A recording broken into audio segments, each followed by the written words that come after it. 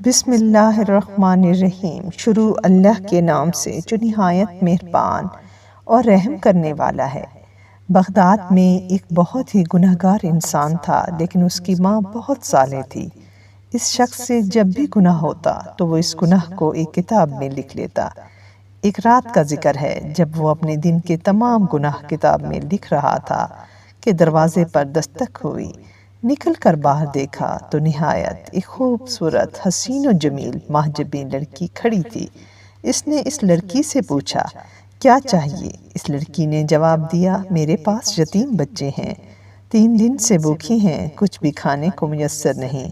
اچھا، اندر چلی آؤ۔ اس شخص نے اس لڑکی کو گھر کے اندر بلایا اور دروازہ بند کر دیا، کیونکہ اس عورت کو دیکھ کر اس شخص کی نیت خراب ہو گئی۔ وہ عورت جان گئی کہ اس بندے کی نیت خراب ہو گئی ہے، اس کے جی میں اب برائی آئی ہے۔ اس شخص نے اس عورت کو زبردستی اپنی طرف کھینچا تو اس نے زور سے کہا، اے مصیبتوں کو دور کرنے والے، میری اس انسان سے جان بچا، اور اے اپنے مرنے کو بھول جانے والے انسان، مجھے تو تم موت سے غافل نظر آتے ہو۔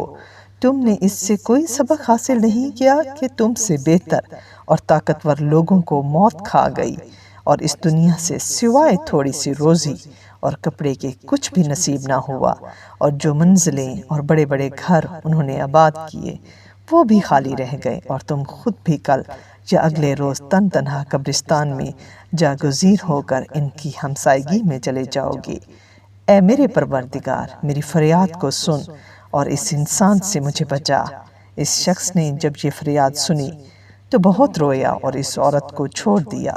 اس شخص نے اس عورت کو کھانے کی چیز دی اور یہ کہا کہ اپنے بچوں کو کھلاؤ، اور میں بہت گناہگار انسان ہوں۔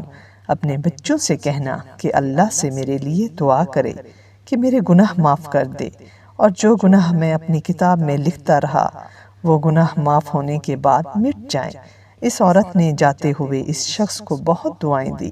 جب وہ عورت چلی گئی تو بندے نے اپنی کتاب میں لکھا کہ میں نے ایک عورت سے آج زنا کرنا چاہا۔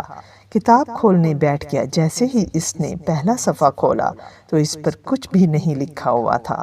تمام کتاب چھان ماری، گناہوں کا ریکارڈ کتاب سے مٹ چکا تھا۔ اس شخص نے اللہ کا شکر ادا کیا اور ماں کے پاس چلا گیا۔ ماں کو کہا کہ اس کے گناہ معاف ہو گئے ہیں، کیونکہ میں نے اللہ پاک سے ایک عورت کے ہاتھ پر صلح کر لی۔ اس کے بعد اس نے وضو کیا اور نماز پڑھی اور دعا کی، اے رحمان، جیسے آپ نے میرے گناہ مٹا دیے، اب مجھے اپنے پاس بلا لے۔ ماں نے جب دیکھا کہ سجدہ طویل ہو گیا تو اس کو حرکت دی، دیکھا کہ روح پرواز کر چکی ہے اور اس کا جسم انتقال ہو چکا ہے۔ اگر آپ کو میری یہ ویڈیو پسند آئی ہے تو پلیز میرے چینل کو سبسکرائب کیجیے گا اور لائک کیجیے۔